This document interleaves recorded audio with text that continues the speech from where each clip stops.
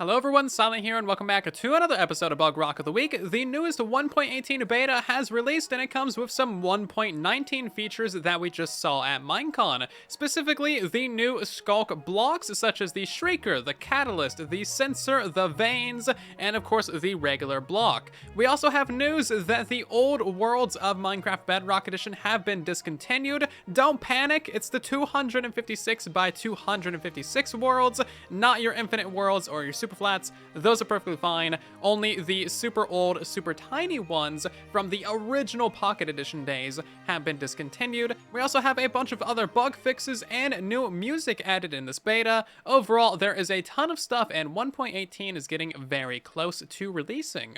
Probably the most important thing for us to talk about today is the discontinuation of the old worlds. So if you try to create a new world as of 1.18.022, you're going to be faced with only two options.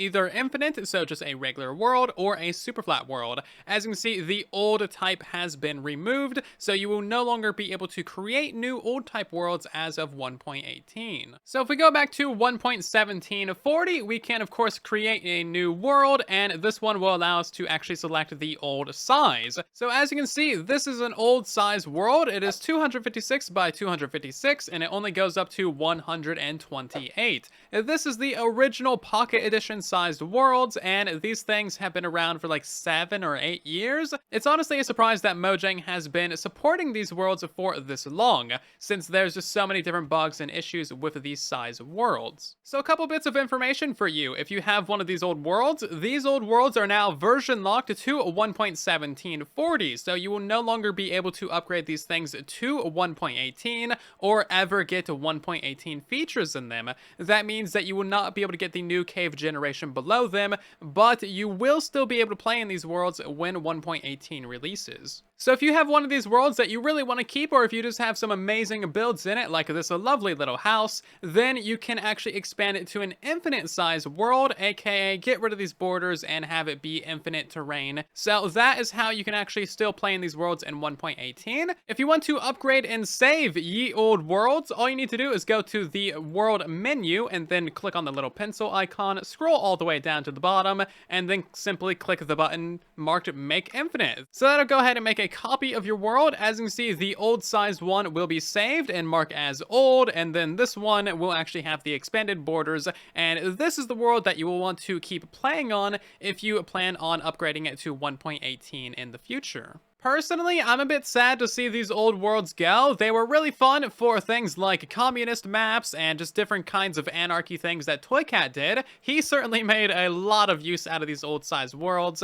and it was a very nice little thing to have for community events because of the built-in world border. Keeps everyone super close by, and it also offers a nice challenge with the very limited resources of an old size world as well. So all the development time that Mojang has been using upkeeping these old types of worlds and bug fixing for them is instead going to be redirected and used in developing the new updates and the new bug fixes. So this little sacrifice will make the future updates all that much better. Mojang also released an FAQ article over on Minecraft.net, and if you have any questions about this, or if you want to read that article, it'll be linked down in the description for your convenience. Besides the 1.19 Sculk Blocks, this beta 1.18.022 has a lot of other very nice features, such as new music, a new music disc, a bunch of other changes, and the discontinuation of old-sized worlds. Mojang has added 10 new songs to the 1.18 update, and you can actually hear these songs as you are exploring your Minecraft world in survival mode. We have a new music disc as well, and you can find this pretty rarely in the Stronghold corridor chests. For me, it was really easy. It just located a stronghold, dug down, and bam, first chest I looked in had one. So as you can see, this is from Lena Rain, just like a pig step, and it's called The Other Side. This is a pretty pleasant one, but I find it to be a little bit repetitive. However, it's still a very nice song.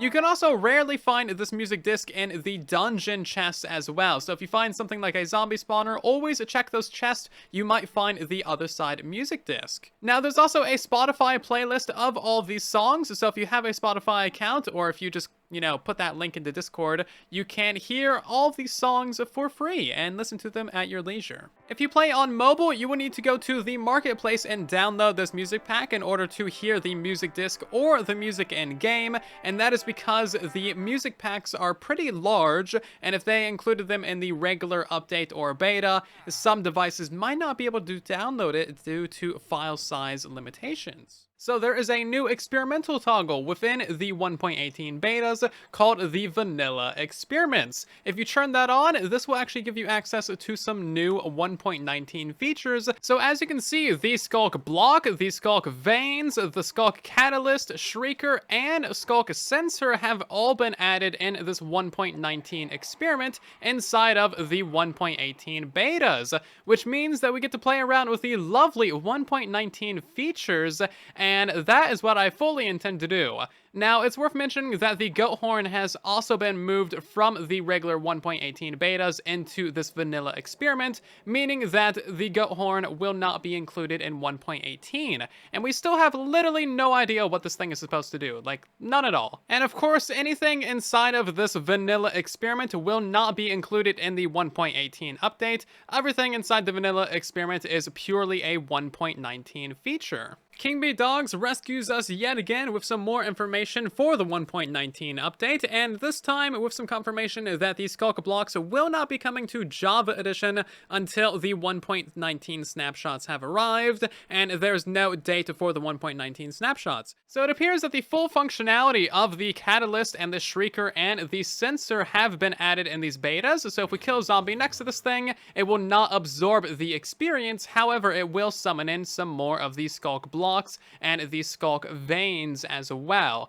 As you can see, it only summons in the veins around the edges of the Sculk Blocks. It doesn't summon any on top of the blocks. Of course, the Sculk Sensor is working as it should. We've had this in betas for quite a while, and nothing has really changed with this as far as I'm aware. The Sculk Shrieker also was working for me, but now it doesn't appear to be doing anything. The Sculk Catalyst and regular Sculk Block function basically as you would expect. They are a solid block. As you can see, you can push and pull them with a sticky piston. Both the Sculk Block and the Sculk Catalyst conduct redstone power, and they're basically a solid block in every way that I can tell. The Sculk Block also has a very nice, like, Starry Night animated texture. I think this is going to be great for a lot of ceiling decorations in a lot of different areas. Now, you'll notice that you can place levers and things on the Shrieker and the Sensor. This is probably just another beta bug. This happened with, like, the Lightning Rod and quite a few other 1.17 blocks, so don't expect this functionality to stick around. Something pretty interesting about the Sculk Shrieker is that the bottom half of it is actually like a solid block, and then the top half of it is not a solid block at all. That's like just a visual texture. As you can see, you can walk through that just fine. You can't stand on top of it or anything. So it doesn't have any form of collision box, just like a sign, for example. And the texture of the Sculk Shrieker is just amazing. I love everything about it. It's got like two little screaming souls swooping around each other, and they just look great. Speaking of textures, you might be wondering about the bottom texture of all these blocks. That is the Sensor, the Shrieker, the Catalyst, the regular block, and then of course the Vines. And only the Catalyst has an interesting texture on the bottom. All the rest of them are pretty standard. Furthermore, the Sculk Veins can be placed on every single side of a block, just like a regular lichen or something like that. And in case you're curious how I did that, I'm not going to tell you. You're going to have to guess in the comments. Unfortunately, you cannot climb up the veins. They're basically exactly like lichen, so you can't climb up them or anything. By the way, the top texture of the Sculk Catalyst is a slightly different texture of a little bit of these white and bright areas, and the reason for this, I would assume, is that way if you have one in the floor, it is easy to spot from all of the other different Sculk blocks in the area. This right here is actually a Catalyst, and as you can tell by those little white ones, it does stand out quite a bit, so it's going to be easier to find these, and then you can eliminate those and prevent more spreading of Sculk in the area. I've also learned a couple of things about the Sculk Catalyst, so you do not need to kill the mobs manually. I have a command block over there killing all of these blazes, and it also does not consume the experience either. Furthermore, if the mob dies like right in the center of all these Sculk blocks, it's not going to spread anywhere because it spreads based on where the mob dies. So if I kill one over here, it's going to spread to this entire area. Now, as you can see, it'll never place the veins on top of these Sculk blocks, even though it looks really cool. So if your plan is to get a whole bunch of these Sculk veins, you'll need to harvest these before you kill the mob, otherwise it's just gonna get deleted. Now, as you can see, the mob does need to actually die on top of these Sculk veins or on top of these Sculk blocks in order for the things to actually spread. And the Sculk catalysts do have a pretty good range. By the way, the mob doesn't even need to drop experience in order for the Sculk to grow and expand as well. So we could use pretty much literally any form of farm that produces a living object in order to spread the Sculk. Very interesting stuff. Death by natural causes, well, somewhat natural causes, also works to expand the Sculk as well. Making a vein farm would actually be really easy because the veins can spread to blocks that the Sculk cannot grow on, so all you gotta do is kill a bunch of things in the area, and then all the veins would grow on some glass. You come in here and harvest those with your hoe. The floor could be a variety of different blocks because the Sculk blocks do not replace every single block in the game, so you could probably have this be like planks or something hard to mine with a hoe. The spread range of the Sculk catalyst does appear to be a pretty large area. As you can see, it can spread 9 to 10 blocks in every direction. It does appear to be a directional and somewhat offset spreading pattern. So it spreads 9 blocks to the north and the west, and 10 blocks to the south and to the east. Now, you'll notice that the Sculk catalyst is not summoning in any of the shriekers or the sensors. This is still a beta, so I would expect these shriekers and these sensors to get generated by the catalyst in a future beta. If the catalysts start summoning in other catalysts when mobs die around them, then that would make it so that all of these Sculk blocks are completely renewable. The catalyst has an area of effect and detection range in a sphere. As you can tell, it actually does go up by 10 blocks. It's not like an exact sphere, and I'm doing some pretty crude tests, but it does go up and it also goes downwards as well. And it actually spreads these Sculk blocks underwater as well, which is going to introduce some pretty fun little gameplay mechanics.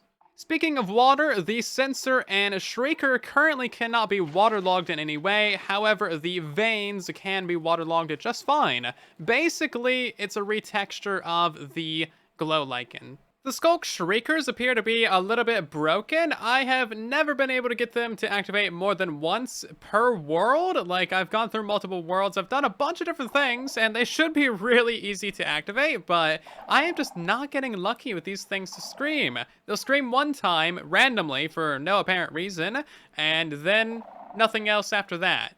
It should be like super easy to activate these things, so maybe they're slightly broken. Either way, the darkness effect that they give you isn't really all that like interesting at the moment. It doesn't really darken the skies or anything. It's not like blindness, so I think these things just need a lot more work.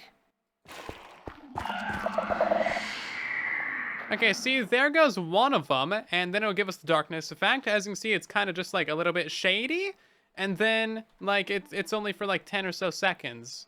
And it doesn't really do much. I don't have night vision or anything. I don't know. Maybe it only affects you when you're underground. But yeah, these things just do not activate more than once per world, I swear. Of course, the Sculk tool of choice is the hoe, and there's probably a joke to be made in there. So as you can see, we can mine all of this with the wooden hoe, and it is very slow, but these things do indeed drop experience as well. All of these Sculk blocks, except for the Sculk sensor, require Silk Touch to actually acquire them. And as you can see, if we start mining this with a netherite hoe, it is much, much faster, even instant in some cases. And efficiency 5 netherite hoe is basically instant as well. And then efficiency 5 netherite Silk Touch is instant, and it drops everything. This is going to be very, very worthwhile when exploring the Deepdark cities. You will want to wipe out all of these shriekers as fast as possible in order to avoid getting a Warden, and then probably take out the sensors and then like the catalyst, I would assume. I've really made a mess of this area, haven't I? Like, geez, I thought I was a neat and tidy person and organized. Apparently not. Anyway, that is only about half the stuff in today's beta. There is a lot of other stuff that I will be covering in the next video, along with some other information about the previous betas and snapshots and other Minecraft news. If you want to catch all of that information when I release the videos, then of course consider subscribing. That is the best way to keep up to date with the 1.19 development and 1.18 development as well. Otherwise, thank you so very much for watching today's episode. I hope that you have greatly enjoyed. If you have, then of course, you know, consider leaving a like, do all that good stuff. Otherwise, I'll see you guys down in the comment section and in the next one. And then there was silence.